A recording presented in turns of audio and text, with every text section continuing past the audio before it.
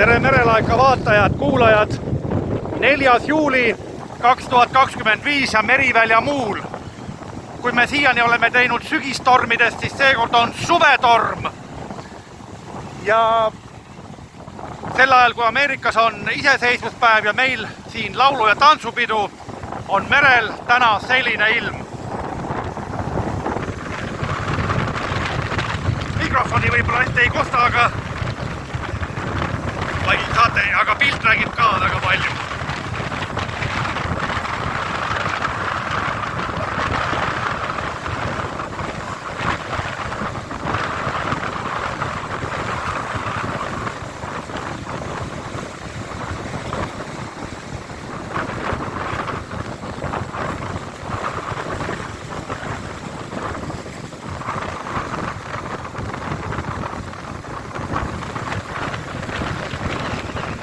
Lained on päris suured.